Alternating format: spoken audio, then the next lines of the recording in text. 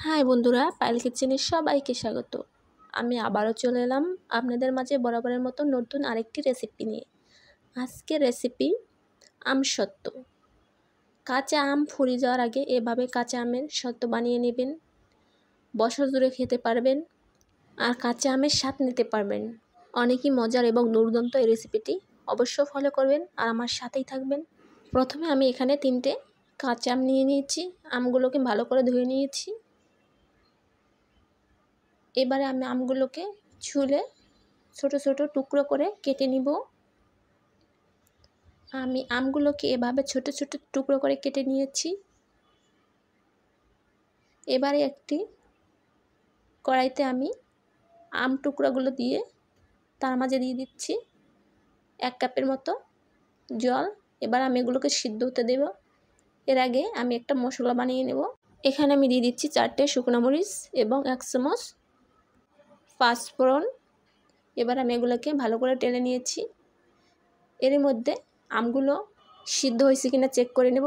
আমার আমগুলো সিদ্ধ হয়ে গেছে। এবারে আমি আমগুলোকে একটি চালনিতে এভাবে ভালো করে চেলে নেব, যাতে আমের কোনো লাঞ্চ বা বাড়তি কোনো আঁশ বা কোনো কিছু না থাকে, একদম ফ্রেশ আমের পিউরিটা বের হয়। এভাবে করে আমি আমটাকে ভালো করে চেলে নিয়েছি।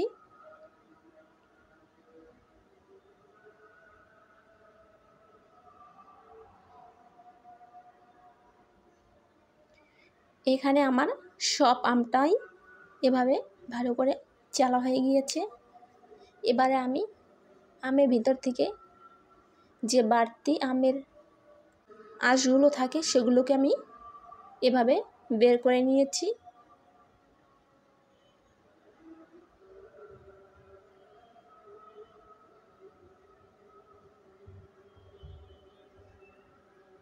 দেখুন এখানে এরকম আমের আঁশ বের হয়েছে।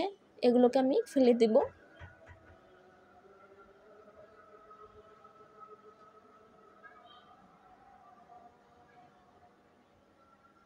এরকম ফ্রেশ ফিনিশ একটি পিউরি করে নিয়েছি।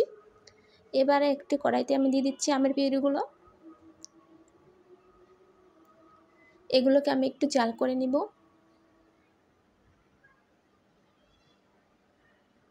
এখানে দিয়ে দিচ্ছি আমি 1 কাপের একটু কম চিনি। চিনিটা আপনার আমের টকের উপর নির্ভর করে। আপনার আমটা যদি বেশি টক হয় চিনিটা আরও বেশি লাগবে।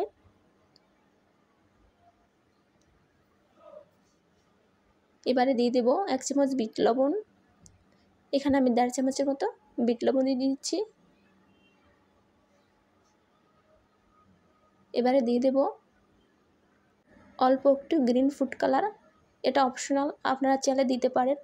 আমার আমটা অনেক দিনের ছিল, তাই একটু ফ্যাকাশে কালার হয়ে গেছে, এই জন্য আমি হালকা একটু কালার দিয়ে নিয়েছি। এবারে দিয়ে দিচ্ছি 1 চামচ চিলি ফ্লেক্স এবং 1 চামচ সেই তেলে রাখা গুঁড়ো করা পাঁচফোড়নের গুঁড়ো।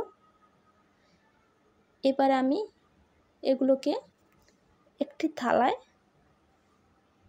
নামিয়ে নেব। এজন্য থালাগুলোতে আমি আগের থেকেই তেল ব্রাশ করে দিয়েছি।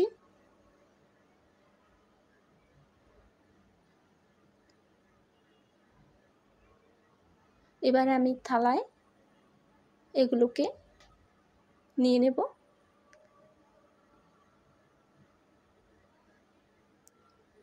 এরপরে এভাবে এগুলোকে পাতলা করে ছড়িয়ে দেব।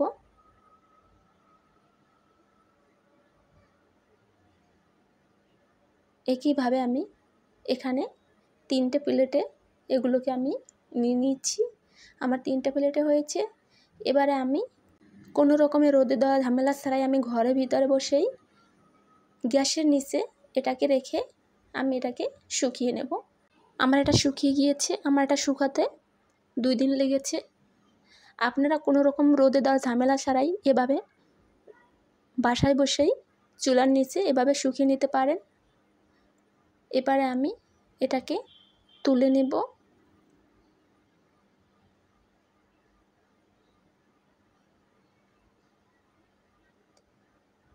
এই দেখুন, এটা দেখতে কতটা সুন্দর হয়েছে, একদম পাতলা। এটা দেখতে যেমন লোভনীয় হয়েছে, খেতেও একদম দুর্দান্ত হয়েছে। কাঁচা আমের স্বাদ আপনারা সারা বছরে পাবেন এভাবে ঘরে রেখে, যদি এভাবে আমসত্ত্ব বানিয়ে নিন। এবার আমি এগুলোকে কেটে কেটে এভাবে পেঁচিয়ে নেব।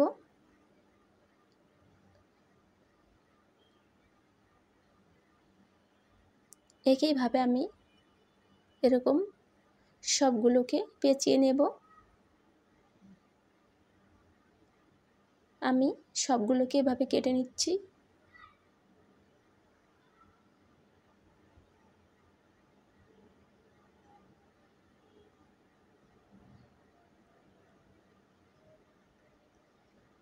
আমার এখানে সবগুলো কাটা হয়ে গিয়েছে। এবার আমি এগুলোকে আপনাদের দেখাচ্ছি এটি দেখতে কতটা সুন্দর হয়েছে।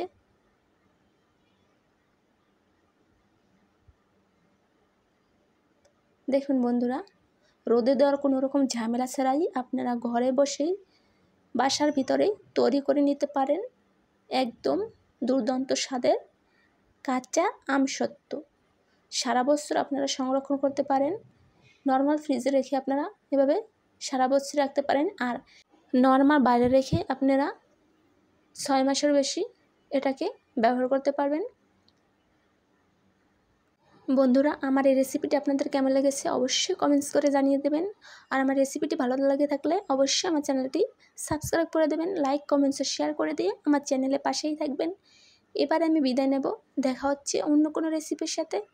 সে পর্যন্ত সকলে ভালো থাকবেন, সুস্থ থাকবেন। Tata, bye bye.